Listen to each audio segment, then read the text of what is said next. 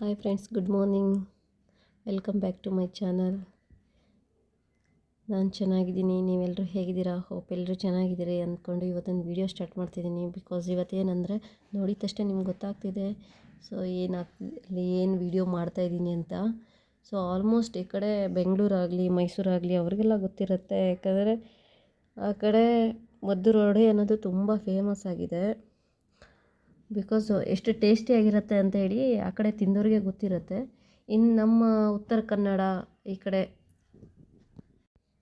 ಕಡೆ ಎಲ್ಲ ಮದ್ದೂರೊಡೆ ಏನಂದರೆ ಗೊತ್ತಿಲ್ಲ. ಆ್ಯಕ್ಚುಲಿ ಈ ಕಡೆಯಿಂದ ಅಲ್ಲಿ ಹೋದವ್ರಿಗೆ ಮದ್ದೂರೊಡೆ ತಿಂದ್ಬಿಟ್ಟು ಗೊತ್ತಿರುತ್ತೆ ಮದ್ದೂರೊಡೆ ಏನು, ಅದ್ರ ಟೇಸ್ಟ್ ಏನು, ಹೇಗೆ, ಎಷ್ಟು ಕ್ರಿಸ್ಪಿಯಾಗಿರುತ್ತೆ, ಎಷ್ಟು ಟೇಸ್ಟಿಯಾಗಿರುತ್ತೆ ಅಂತ.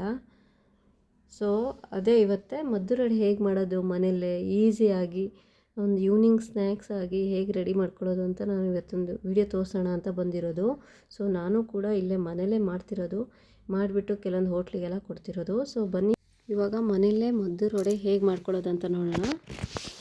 ಸೊ ಮೊದಲಿಗೆ ಒಂದು 5-6 ಈರುಳ್ಳಿ ತೊಗೊಳ್ಬೇಕಾಗುತ್ತೆ. ಯಾಕಂದರೆ ನಾವು ಮನೇಲಿ ಒಂದು 5-6 ಜನಕ್ಕೆ ಮಾಡ್ಕೊಳ್ಳೋದಾದರೆ ಒಂದು 6-7 ಅಥವಾ 5-6 ಈರುಳ್ಳಿ ತೊಗೊಳ್ಳಿ, ಮೀಡಿಯಮ್ ಸೈಜು ತೊಗೊಂಡು ಈರುಳ್ಳಿ ಸಿಪ್ಪೆಗಳನ್ನ ನೀಟಾಗಿ ಬಿಡಿಸ್ಕೋಬೇಕಾಗತ್ತೆ. ಮೇಲೆ ಕಪ್ಪೆಲ್ಲ ಇರುತ್ತೆ. ಸೊ ಅದೆಲ್ಲ ನೀಟಾಗಿ ಒರೆಸ್ಕೊಂಡು ತೊಗೊಳ್ಳಿ. ಯಾಕಂದರೆ ಅದು ಹೆಲ್ತಿಗೆ ತುಂಬ ಇಶ್ಯೂ ಆಗುತ್ತೆ ಅಂತ ಈಗಿನ ಡಾಕ್ಟರ್ಸ್ ಎಲ್ಲ ಹೇಳ್ತಿದ್ದಾರೆ.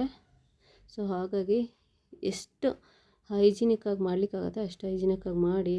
ಯಾಕಂದ್ರೆ ನಮ್ಮ ಹೆಲ್ತ್ ಈಸ್ ವೆಲ್ತ್ ಅಂತ ಹೇಳ್ತೀವಲ್ಲ.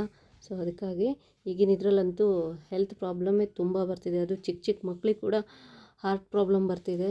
ಯಾಕಂದರೆ ರೀಸೆಂಟಾಗಿ ನೋಡಿದ್ವಿ, ಈ ಲಾಸ್ಟ್ ವೀಕಲ್ಲೇ ಒಬ್ಬ ಫಸ್ಟ್ ಸ್ಟ್ಯಾಂಡರ್ಡ್ ಮಗು ಕೂಡ ಹಾರ್ಟ್ ಅಟ್ಯಾಕ್ ಆಗಿ ಸತ್ತಿದೆ. ಸೊ ಅದಕ್ಕಾಗಿ ಯಾರಿಗೆ ಹೆಂಗಾಗತ್ತೆ ಅಂತ ಹೇಳಲಿಕ್ಕಾಗಲ್ಲ. ಇದು ಈರುಳ್ಳಿ ಮೇಲೆ ಇರೋ ಫಂಗಸ್ ಅಂತೂ ಅಂದರೆ ಬ್ಲ್ಯಾಕ್ ಇದೆಯಲ್ಲ, ಸೊ ಅದಂತೂ ತುಂಬ ಡೇಂಜರಸ್ ಅಂತ ಹೃದಯಕ್ಕೆ. ಸೊ ಅದಕ್ಕಾಗಿ ನಾನು ಹೇಳ್ತಿದ್ದೀನಿ.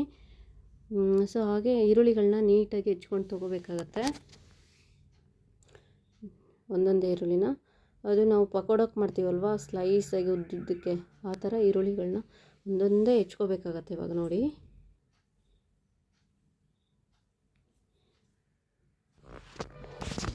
ಈ ಥರ ಕ್ಲೀನ್ ಮಾಡಿ ನೀಟಾಗಿ ಹೆಚ್ಕೋಬೇಕಾಗತ್ತೆ. ಸ್ವಲ್ಪ ಈರುಳ್ಳಿ ಹೆಚ್ಕೊಳ್ಳೋ ತನಕ ಟೈಮು ಬೇಕಾಗತ್ತೆ. ಯಾಕಂದರೆ ಇದೇ ಇಂಪಾರ್ಟೆಂಟ್ ಅಲ್ವಾ, ಈರುಳ್ಳಿನ ಎಷ್ಟು ನೀಟಾಗಿ ಹೆಚ್ಕೋತೀವಿ ಅನ್ನೋದೇ ಇಂಪಾರ್ಟೆಂಟ್. ಯಾಕಂದರೆ ಸ್ವಲ್ಪ ದಪ್ಪ ಆದರೂ ಅಷ್ಟು ಟೇಸ್ಟ್ ಬರೋಲ್ಲ, ಅದಕ್ಕೆ ಬೇಗ ಫ್ರೈ ಆಗೋಲ್ಲ ಅಂತ ಒಂದು ಉದ್ದೇಶ ಇದೆ. ಸೊ ಅದ್ರಗೋಸ್ಕರ ನಾವು ಈರುಳ್ಳಿಗಳನ್ನ ನೀಟಾಗಿ ಕ್ಲೀನ್ ಮಾಡಿಕೊಂಡು ನೀಟಾಗಿ ಚಿಕ್ಕ ಚಿಕ್ಕದಾಗಿ ಸ್ಲೈಸ್ ಮಾಡಿ ಹೆಚ್ಕೋಬೇಕಾಗತ್ತೆ. ನೋಡಿ, ಈರುಳ್ಳಿಗಳನ್ನ ಕ್ಲೀನ್ ಮಾಡೋಕ್ಕೆ ಟೈಮ್ ತೊಗೊಳುತ್ತೆ. ಇವಾಗ ನೋಡಿ ಎಷ್ಟು ತೆಳ್ಳಗಂದರೆ ಎಷ್ಟು ತೆಳ್ಳಗೆ ನಿಮ್ಮ ಕೈಲಾಗುತ್ತೋ ಅಷ್ಟು ತೆಳ್ಳಗೆ ಹೆಚ್ಕೊಳ್ಳಿ. ಇಲ್ಲ ಸ್ಲೈಸರ್ ಇದೆ, ಅದರಿಂದ ಕೂಡ ಸ್ಲೈಸ್ ಮಾಡ್ಬೋದು ನೀವು. ಅಂದರೆ ತೆಳ್ಳಗೆ ಹೆಚ್ಕೊಳ್ಳಿಕ್ಕಾಗಲ್ಲ ಅನ್ನೋರಿಗೆ, ಯಾಕೆ ಕೆಲವೊಬ್ಬರಿಗೆ ಚಾಕುವಿಂದ ಆಗಲ್ಲ, ಅದ್ರಗೋಸ್ಕರ ಕೆಲವೊಬ್ಬರು ಅದು ಸ್ಲೈಸರ್ ಯೂಸ್ ಮಾಡ್ಕೋಬೋದು. ನೆಕ್ಸ್ಟು ಅದಕ್ಕೆ ಬೇಕಾಗಿದ್ದು ನೋಡಿ, ಶೇಂಗಾ ಬೀಜಗಳನ್ನ ಸ್ವಲ್ಪ ಫ್ರೈ ಮಾಡ್ಕೊಂಡು ಚೆನ್ನಾಗಿ ಹುರಿದು ತೊಗೋಬೇಕಾಗತ್ತೆ. ಹುರಿದು ತೊಗೊಂಡು ಅದನ್ನ ಸ್ವಲ್ಪ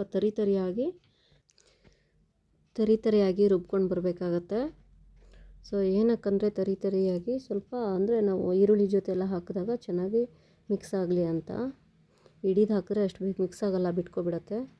ಸೊ ನೋಡಿ, ಇವಾಗ ರೆಡಿ ಆಗಿದೆ. ಇವಾಗ ಖಾರಕ್ಕೆ ಎಷ್ಟು ಬೇಕೋ ಅಷ್ಟು ಹಸಿಮೆಣ್ಸಿನ್ಕಾಯಿ ತೊಗೋಬೇಕಾಗತ್ತೆ ನಾವು. ಸ್ವಲ್ಪ ಖಾರ ಮುಂದೆ ಇದ್ದರೆ ಬೆಸ್ಟು ಇದಕ್ಕೆ. ಯಾಕಂದರೆ ಬಿಕಾಸ್ ಇದು ಎಣ್ಣೆಯಲ್ಲಿ ಡೀಪ್ ಫ್ರೈ ಮಾಡೋದ್ರಿಂದ ಖಾರ ಅಷ್ಟೊಂದು ಅನಿಸಲ್ಲ.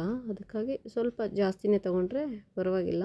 ಸೊ ಖಾರ ಕಡಿಮೆ ತೊಗೋತೀನಿ ಅಂದರೆ ನಿಮಗೆ ಎಷ್ಟು ಬೇಕು ಅಷ್ಟು ನೀವು ತೊಗೊಳ್ಳಿ. ಅದ್ರ ಜೊತೆ ಕರ್ಬೇವಿನ ಸೊಪ್ಪನ್ನ ಸ್ವಲ್ಪ ಆಲ್ರೆಡಿ ಎಣ್ಣೆಲಿ ಫ್ರೈ ಮಾಡಿ ಇಟ್ಕೊಂಡಿದ್ವಿ. ಯಾಕಂದರೆ ಹಾಗೆ ಮಾಡಿ ಇಟ್ಕೊಂಡ್ರೆ ತುಂಬ ಟೇಸ್ಟಿಯಾಗಿ ಬರುತ್ತೆ. ಸೊ ಘಮ ಕೂಡ ತುಂಬ ಚೆನ್ನಾಗಿ ಬರುತ್ತೆ. ಈರುಳ್ಳಿಗಳನ್ನ ಇವಾಗ ಹೆಚ್ಕೊಂಡಿದ್ದೀವಲ್ಲ, ಈಗ ಅದಕ್ಕೆ ಹಸಿಮೆಣ್ಸಿನ್ಕಾಯಿ, ಕರ್ಬೇವಿನ ಸೊಪ್ಪು, ಸೊ ಹಾಗೆ ಬಿಳಿ ಎಳ್ಳು, ಹಾಗೆ ನಾವು ಉಪ್ಪು, ಜೊತೆಗೆ ನಾವು ಇದು ಶೇಂಗಾ ಬೀಜದ ಪುಡಿ ಮಾಡಿ ಇಟ್ಕೊಂಡಿದ್ವಲ್ವ ಅದನ್ನು ಹಾಕಬೇಕು. ಆಮೇಲೆ ಬಿಸಿ ಎಣ್ಣೆನ ಒಂದು ಚಿಕ್ಕ ಸೌಟಿಂದ ಆದರೆ 1-2 ಸೌಟು ಹಾಕ್ಕೋಬೇಕಾಗತ್ತೆ. ಸೌಟು ಮೀನ್ಸ್ ಚಿಕ್ಕದು, ಓಕೆ, ತುಂಬ ದೊಡ್ಡದಲ್ಲ. ಇವಾಗ ಸ್ವಲ್ಪ ಒಂದು ಚಿಕ್ಕ ಕಪ್ಪಷ್ಟು ಸ್ವಲ್ಪ ರವೆ ಹಾಕ್ಕೋಬೇಕಾಗತ್ತೆ. ಅದ್ರ ಜೊತೆಗೆ ರವೆ ಹಾಕ್ಕೊಂಡು ಚೆನ್ನಾಗಿ ಮಿಕ್ಸ್ ಮಾಡಬೇಕಾಗತ್ತೆ. ನೋಡಿ, ಅದು ನೀರು ಬಿಡೋ ಥರ ಅನಿಸುತ್ತೆ ಆಲ್ರೆಡಿ. ಅಂದರೆ ನಾವು ಕೈ ಕಟ್ಟಿದ್ರೆ ಉಂಡೆ ಥರ ಸಿಗುತ್ತೆ, ಆ ಥರ ನಾವು ಚೆನ್ನಾಗಿ ಮಿಕ್ಸ್ ಮಾಡ್ಕೋಬೇಕಾಗತ್ತೆ. ಯಾಕಂದ್ರೆ ನೀರು ಹಾಕಬೇಡಿ, ನೀರು ಹಾಕೋ ಅವಶ್ಯಕತೆನೇ ಇರಲ್ಲ ಆ್ಯಕ್ಚುಲಿ ಇದಕ್ಕೆ, ಅಷ್ಟು ಚೆನ್ನಾಗುತ್ತೆ. ಇವಾಗ 2 ಕಪ್ಪಷ್ಟು ಮೈದಾ ಹಾಕಬೇಕಾಗತ್ತೆ. ಯಾಕಂದ್ರೆ ನಾವು ಕಡಿಮೆ ಕ್ವಾಂಟಿಟಿಲಿ ಮಾಡೋದಕ್ಕೋಸ್ಕರ ನಾನು ಹಿಂಗೆ ತೋರಿಸ್ತಾ ಇದ್ದೀನಿ. ಸೊ ಇದೇ ಥರ ದೊಡ್ಡ ಅಂದರೆ ಲಾರ್ಜ್ ಕ್ವಾಂಟಿಟಿಲಿ ಕೂಡ ಮಾಡ್ಬೋದು. ಇವಾಗ ಮನೇಲೇ ಜಸ್ಟ್ ನಾವು ಮಾಡ್ಕೊಳ್ಳೋದು ಹೇಗೆ ಅಂತ ತೋರಿಸ್ತಾ ಇದ್ದೀನಿ, ಎಷ್ಟು ಈಸಿಯಾಗಿ ಮಾಡ್ಕೋಬೋದು ಅಂತ. ಇವಾಗ ನೋಡಿ, ಆಲ್ಮೋಸ್ಟ್ ನಾವು ಈಗ 1 ಕಪ್ ರವೆ, 2 ಕಪ್ ಮೈದಾ ಹಾಕಿದ್ದೀವಿ ನೋಡಿ. ಇವಾಗ ಚೆನ್ನಾಗಿ ಮಿಕ್ಸ್ ಮಾಡ್ತಾ ಇದ್ದರೆ ಹೀಗೆ ಉಂಡೆ ಕಟ್ಟೋಷ್ಟು ಆ ಸ್ಟೇಜಿಗೆ ಕನ್ಸಿಸ್ಟೆನ್ಸಿಗೆ ಬರುತ್ತೆ. ಅದು ಸ್ವಲ್ಪ ನಿಮ್ಗೆ ಅದು ಅಂದರೆ ನೀರು ಥರ ಅನಿಸಿದ್ರೆ ಇನ್ನೊಂದು ಸ್ವಲ್ಪ ಮೇಲೆ ಮೈದಾ ಹಿಟ್ಟು ಹಾಕ್ಕೊಳ್ಳಿ. ಸ್ವಲ್ಪ ನಿಮಗೆ ಯಾಕಂದರೆ ಕೈಗೆ ಅಂಟಬಾರ್ದು ಆ ಥರ ಉಂಡೆಗಳಾಗಬೇಕು. ನೀರು ಹಾಕೋ ಅವಶ್ಯಕತೆನೇ ಇರಲ್ಲ. ನೋಡಿ ಈ ಥರ ಉಂಡೆಗಳು ನೋಡಿ ಆಗ್ತಾಯಿದೆ ಅಲ್ವಾ. ನೋಡಿ ಈ ಥರ ಉಂಡೆಗಳು ಮಾಡಿ ಇಟ್ಕೋಬೇಕು. ನೋಡಿ ಕೈ ಕೂಡ ಅಂಟಲ್ಲ, ಅದು ನಾವು ತಟ್ಟಬೇಕಾದ್ರೂ ಕೂಡ ಕೈಗೆ ಅಂಟಲ್ಲ. ಸೊ ಆ ಥರ ಆಗುತ್ತೆ. ಮತ್ತು ನೀರು ಕೂಡ 1 ಡ್ರಾಪ್ ಕೂಡ ನಾನು ಸೇರಿಸಿಲ್ಲ ನೀರು. ಕೆಲವೊಂದು ಕಡೆ ನೀರು ಸೇರಿಸ್ತಾರೆ, ಜಸ್ಟ್ ನೋಡಿಬಿಟ್ಟು ಕನ್ಸಿಸ್ಟೆನ್ಸಿ ಅಂದರೆ ಉಂಡೆ ಕಟ್ಟೋಕ್ಕಾಗೋಷ್ಟು ಆ ಥರ ಕನ್ಸಿಸ್ಟೆನ್ಸಿಲಿ ಹಾಕ್ತಾರೆ. ಅದ್ರ ಬದಲು ಈರುಳ್ಳಿನೇ ಸ್ವಲ್ಪ ಜಾಸ್ತಿ ಹಾಕಿಬಿಟ್ರೆ ನಾವು ನೀರು ಹಾಕೋ ಅವಶ್ಯಕತೆ ಇರಲ್ಲ. ಯಾಕಂದರೆ ಈರುಳ್ಳಿಯಲ್ಲೇ ನೀರು ಬಿಡುತ್ತಲ್ವ, ಆದ ಕಾರಣ ಬೇರೆ ನೀರು ಹಾಕೋ ಅವಶ್ಯಕತೆ ಇರಲ್ಲ.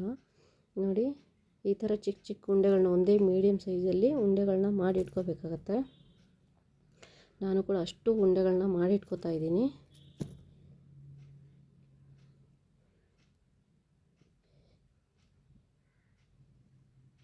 ನೋಡಿ ನಾನು ಒಂದು 50ರಿಂದ 60 ಉಂಡೆಗಳು ಆಲ್ರೆಡಿ ರೆಡಿ ಆಗ್ತಿದೆ. ಯಾಕಂದ್ರೆ ಸ್ವಲ್ಪ ನಾನು ಬೇರೆ ಹೋಟ್ಲಿಗೆ ಕೊಡೋಕ್ಕೋಸ್ಕರ ಸ್ವಲ್ಪ ಜಾಸ್ತಿ ಕ್ವಾಂಟಿಟಿಲಿ ಮಾಡ್ತಿರೋದು. ಸೊ ಅದಕ್ಕೆ ಟೈಮ್ ತೊಗೊಳ್ತಿದೆ ಸ್ವಲ್ಪ. ಅದಕ್ಕೆ ಸ್ವಲ್ಪ ಲೆಂತಿ ವಿಡಿಯೋ ಅನಿಸ್ತಾ ಇದೆ ನಿಮಗೆ. ನೋಡಿ ಇವಾಗ ಆಲ್ರೆಡಿ ಎಲ್ಲ ಉಂಡೆಗಳು ಆಲ್ಮೋಸ್ಟ್ ಮಾಡಿ ಆಯಿತು. ಇವಾಗ ಒಂದೊಂದಾಗಿ ತಗೊಂಡು ಯಾವ ಥರ ಮಾಡಬೇಕು ಅನ್ನೋದು ಹೇಳ್ತೀನಿ. ನೋಡಿ ಒಂದು 65 ಉಂಡೆ ರೆಡಿಯಾಗಿದೆ.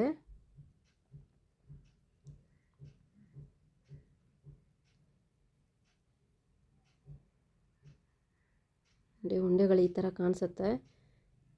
ಈರುಳ್ಳಿನೇ ಜಾಸ್ತಿ ಕಾಣುತ್ತೆ. ಆ್ಯಕ್ಚುಲಿ ಈರುಳ್ಳಿ ಎಷ್ಟು ಜಾಸ್ತಿ ಇರುತ್ತೆ ಅಷ್ಟು ಚೆನ್ನಾಗಿ ಬರುತ್ತೆ. ಟೇಸ್ಟ್ ಕೂಡ ತುಂಬ ಚೆನ್ನಾಗಿರುತ್ತೆ. ಯಾಕಂದರೆ ಡೀಪ್ ಫ್ರೈ ಆಗುತ್ತಲ್ವ, ಹಾಗಂತ ಬಿಟ್ಬಿಟ್ಟು 8 ದಿನ ಇಟ್ಟರು ಸ್ಮೆಲ್ ಬರುತ್ತೆ ಅಂದ್ಕೋಬೇಡಿ. 8 ದಿನ ಇಟ್ಟರು ಏನೂ ಆಗೋಲ್ಲ. ಯಾಕಂದರೆ ಈಗ ಆಲ್ಮೋಸ್ಟ್ ಎಲ್ಲೆಲ್ಲಿ ಫೇಮಸ್ ಇದೆ ಅಲ್ಲೆಲ್ಲ ಮದ್ದೂರು ಫಾರಿನ್ಗೆಲ್ಲ ಹೋಗ್ತಾ ಇದೆ. ಯಾಕಂದರೆ 8 ದಿನ 15 ದಿನಗಟ್ಟಲೆ ಏನೂ ಆಗೋಲ್ಲ. ಯಾಕಂದರೆ ಏರ್ ಟೈಟ್ ಕಂಟೈನರಲ್ಲಿ ಇಟ್ಬಿಟ್ರೆ ಏನು ಪ್ರಾಬ್ಲಮ್ ಆಗೋಲ್ಲ. ಕ್ರಿಸ್ಪಿ ಹಾಗೆ ಇರುತ್ತೆ, ಟೇಸ್ಟ್ ಕೂಡ ಹಾಗೆ ಇರುತ್ತೆ. ಸೊ ಬನ್ನಿ ಇವಾಗ ಹೇಗೆ ಮದ್ದೂರು ವಡೆನ ತಟ್ಟಿ ಎಣ್ಣೆಲಿ ಬಿಡೋದಂತ ನೋಡೋಣ. ನೋಡಿ ಈಗ ಮೊದಲಿಗೆ ನಾನು ಚಿಕ್ಕ ಸ್ಟವ್ ತೊಗೊಂಡಿದ್ದೀನಿ.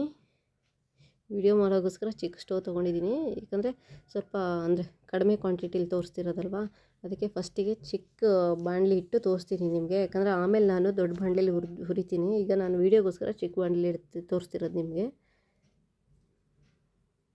ನೋಡಿ ಎಣ್ಣೆ ಬಿಸಿಗಿಡಬೇಕಾಗತ್ತೆ ಒಂದು ಸೈಡು.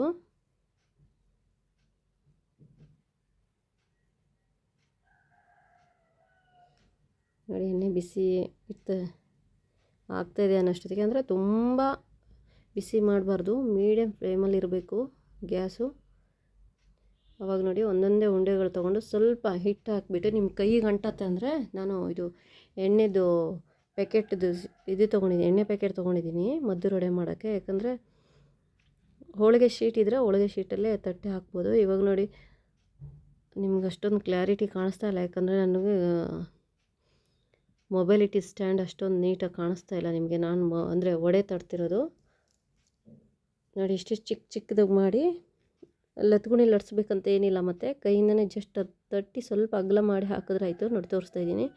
ಈ ಥರ ತಟ್ಟಿ ಎಣ್ಣೆಲಿ ಬಿಟ್ಟರೆ ಸಾಕು. ಮೀಡಿಯಮ್ ಫ್ಲೇಮಲ್ಲೇ ಫ್ರೈ ಮಾಡಬೇಕಾಗುತ್ತೆ. ಯಾಕಂದ್ರೆ ಜೋರು ಉರಿ ಇಟ್ಬಿಟ್ರೆ ಮೇಲೆಲ್ಲ ಬೇಗ ಫ್ರೈ ಆಗುತ್ತೆ, ಒಳಗಡೆ ಫ್ರೈ ಆಗೋಲ್ಲ, ಹಸಿ ಹಸಿಯಾಗಿರುತ್ತೆ. ಅದಕ್ಕೆ ಒಳಗಡೆ ಕೂಡ ಕ್ರಿಸ್ಪಿ ಬರಬೇಕು ಅಂತಂದರೆ ಎಷ್ಟು ಮೀಡಿಯಮ್ ಫ್ಲೇಮಲ್ಲಿ ಆಗುತ್ತೆ ಅಷ್ಟು ಮೀಡಿಯಮ್ ಫ್ಲೇಮಲ್ಲಿ ಉರಿರಿ. ಯಾಕಂದ್ರೆ ಸ್ವಲ್ಪ ಟೈಮ್ ತೊಗೊಳುತ್ತೆ ಇದಕ್ಕೂ ಕೂಡ. ಯಾಕಂದ್ರೆ ನಾವು ಈರುಳ್ಳಿ ಹೆಚ್ಚೋಕ್ಕೆ ಹೆಂಗೆ ಟೈಮ್ ತೊಗೊಳುತ್ತಲ್ಲ, ಇದಕ್ಕೂ ಫ್ರೈ ಆಗಲಿಕ್ಕೆ ಮೀಡಿಯಮ್ ಫ್ಲೇಮಲ್ಲಿ ಉರಿಯೋಕ್ಕೆ ಸ್ವಲ್ಪ ಟೈಮ್ ತುಂಬ ತೊಗೊಳುತ್ತೆ. ನಾವು ತುಂಬ ಪೇಷನ್ಸಿಂದ ನಾವು ಮಾಡಬೇಕಾಗತ್ತೆ ಇದು. ಅವಾಗ ಮಾತ್ರ ಒಳಗಡೆ ಕೂಡ ಹೊರಗಡೆ ಚೆನ್ನಾಗಿ ಬೇಯುತ್ತೆ. ಯಾಕಂದರೆ ಮೇಲೆ ಕೂಡ ಕ್ರಿಸ್ಪಿಯಾಗಿ ಒಳಗಡೆ ಜಸ್ಟ್ ಕ್ರಂಚಿಯಾಗಿ ಸ್ವಲ್ಪ ಸಾಫ್ಟಾಗಿ ಬರುತ್ತೆ. ತುಂಬ ಅಂದರೆ ಟೇಸ್ಟಿಯಾಗಿರುತ್ತೆ. ಒಂದು ಸರಿ ಟ್ರೈ ಮಾಡಿ ನೋಡಿ. ಯಾವ ಥರ ಫ್ರೈ ಮಾಡಬೇಕಂತ ಕೂಡ ತೋರಿಸ್ತಾ ಇದ್ದೀನಿ. ಆ್ಯಕ್ಚುಲಿ ಆದಷ್ಟು ಅಗಲ ಆಗಿರೋದು ಬಾಣಲಿ ಇಟ್ಟರೆ ಬೆಸ್ಟು. ಯಾಕಂದರೆ ಒಂದಕ್ಕೊಂದು ಟಚ್ ಆಗಿ ಅದು ಮುರಿದು ಹೋಗ್ಬಾರ್ದಲ್ವ. ಸೊ ಅದಕ್ಕಾಗಿ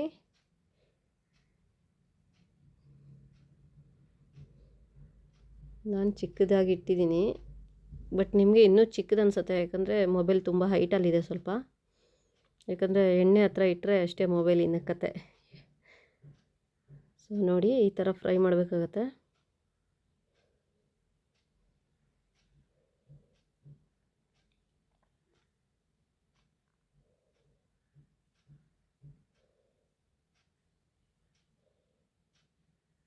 ಇದು ಬಾಣಲಿ ಚಿಕ್ಕದಿದ್ದರಿಂದ ಎರಡೆರಡೆ ಹಾಕಿ ಮಾಡ್ತಾಯಿದ್ದೀನಿ. ಆ್ಯಕ್ಚುಲಿ ದೊಡ್ಡ ಬಾಣಲಿ ಆದರೆ 4ರಿಂದ 5 ಹಾಕಿಬಿಟ್ಟು ಒಟ್ಟಿಗೆ ನಾವು ಫ್ರೈ ಮಾಡ್ಬೋದು. ಈಗಿನ ಇದರಲ್ಲಂತೂ ಗ್ಯಾಸ್ದಂತೂ ಸಿಕ್ಕಾಪಟ್ಟೆ ರೇಟ್ ಆದ ಕಾರಣ ಒಂದೊಂದೇ ಎರಡೆರಡೆ ಫ್ರೈ ಮಾಡೋದೆಲ್ಲ ಭಾರಿ ಕಷ್ಟ ಆಗುತ್ತೆ. ಯಾಕಂದರೆ ಇಮ್ಮಿಡಿಯೇಟಾಗಿ ಸಿಗಲ್ಲಲ್ವ ಗ್ಯಾಸ್. 45 ಡೇಸ್ ಅಂತೂ ಆಗಬೇಕಂತಿದೆ ಅಲ್ವಾ. ಸೊ ಅದಕ್ಕಾಗಿ ಸ್ವಲ್ಪ ಗ್ಯಾಸ್ ಜಾಸ್ತಿನೇ ಹೋಗುತ್ತೆ ಇದಕ್ಕೆ. ಅದಕ್ಕಾಗಿ ಮನೇಲಿ ಕಡಿಮೆ ಕ್ವಾಂಟಿಟಿಯಲ್ಲಿ ನಾವು ಆರಾಮಾಗಿ ಮಾಡ್ಕೋಬೋದು. ಈವ್ನಿಂಗ್ ಸ್ನ್ಯಾಕ್ಸು ಇಲ್ಲ ಏನಾದರೂ ಹೊರಗಡೆ ಟ್ರಿಪ್ಪಿಗೆ ಹೋಗಬೇಕು, ಹೊರಗಡೆದ್ದು ಅಂದರೆ ಹೊರಗಡೆದು ಯಾರು ತಿನ್ನಲ್ಲ ಅಂತಿದ್ದರೆ ಇದನ್ನೆಲ್ಲ ತೊಗೊಂಡು ಹೋಗ್ಬೋದು. ಹೊರಗಡೆ ಟೀ ಎಲ್ಲರೂ ಕುಡಿಬೇಕಾದ್ರೆ ಇದ್ರ ಜೊತೆ ತಿನ್ಬೋದು, ತುಂಬ ಚೆನ್ನಾಗಿರುತ್ತೆ. ಇವಾಗ ನೋಡಿ, ಚೆನ್ನಾಗಿ ಸ್ವಲ್ಪ ಗೋಲ್ಡನ್ ಬ್ರೌನ್ ಆಗಬೇಕು, ಚೆನ್ನಾಗಿ ಫ್ರೈ ಆಗಿರುತ್ತೆ. ಸೊ ನೀವು ಮುಟ್ಟಿದ್ರೂ ಕೂಡ ಅಷ್ಟೇ ಕ್ರಿಸ್ಪಿಯಾಗಿ ಇರುತ್ತೆ. ಮತ್ತು ಯಾರು ಬೇಕಾದ್ರೂ ತಿನ್ಬೋದು. ಅಂದರೆ ತುಂಬ ಹಲ್ಲು ಗಟ್ಟಿದ್ದವ್ರು ತಿನ್ನಬೇಕು ಅನ್ನೋದು ಎಲ್ಲ ರೂಲ್ಸ್ ಅಂದರೆ ಅಂದ್ಕೊಂಡಿರ್ತಾರಲ್ಲ, ಗಟ್ಟಿ ಇರುತ್ತೆ. ಆ ಥರ ಏನಿರಲ್ಲ. ನಾನು ಬೇಕಾದ್ರೆ ಲಾಸ್ಟಿಗೆ ಮುರಿದು ತೋರಿಸ್ತೀನಿ ನೋಡಿ. ಇಂಥ ಅಜ್ಜಿ ಕೂಡ ತಿನ್ಬೋದು, ಅಷ್ಟು ಸಾಫ್ಟಾಗಿರುತ್ತೆ. ಬಟ್ ಮಾಡ್ಕೊಳ್ಳೋದು ತುಂಬ ಕನ್ಸಿಸ್ಟೆನ್ಸಿ ಮಾತ್ರ ವೆರಿ ವೆರಿ ಇಂಪಾರ್ಟೆಂಟು. ಯಾಕಂದರೆ ಅದರಲ್ಲಿ ಸ್ವಲ್ಪ ಹೆಚ್ಚು ಕಡಿಮೆ ಆದರೂ ಕೂಡ ತುಂಬ ಕಲ್ಲು ಥರ ಎಲ್ಲ ಆಗಿಬಿಡುತ್ತೆ, ಆವಾಗ ತಿನ್ಲಿಕ್ಕೆ ಕೂಡ ಆಗೋಲ್ಲ. ಸೊ ಅದಕ್ಕೆ ನಾನು ಏನು ಅಳತೆ ಕೊಟ್ಟಿದ್ದೀನಲ್ಲ ಅದೇ ಅಳತೆಯಿಂದ ಮಾಡಿದ್ರೆ, ಅದೇ ಅಳತೆಯಿಂದ ಕಡಿಮೆ ಕ್ವಾಂಟಿಟಿನೋ ಲಾರ್ಜ್ ಕ್ವಾಂಟಿಟಿಯಲ್ಲೋ ಮಾಡಿಕೊಂಡ್ರೆ ನಿಮಗೆ ಮದ್ದೂರು ವಡೆ ಅನ್ನೋದು ಪರ್ಫೆಕ್ಟಾಗಿ ಬರುತ್ತೆ.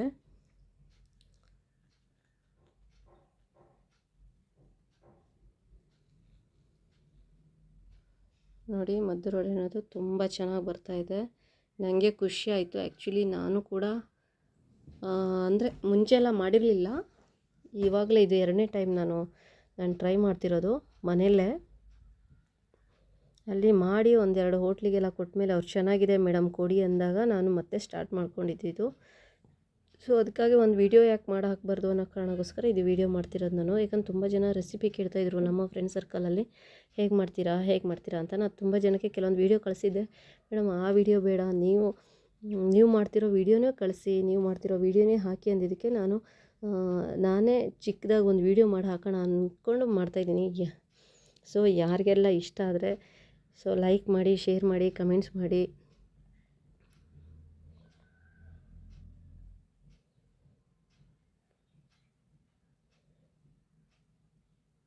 ಬೇರೆ ಯಾವುದಾದ್ರು ರೆಸಿಪಿ ಬೇಕಂದರೆ ನೀವು ಹೇಳಿ, ನಾನು ಮಾಡಿ ಹಾಕ್ತೀನಿ ವೀಡಿಯೋಸು. ನೋಡಿ, ಚೆನ್ನಾಗಿ ಫ್ರೈ ಆಗಿದೆ.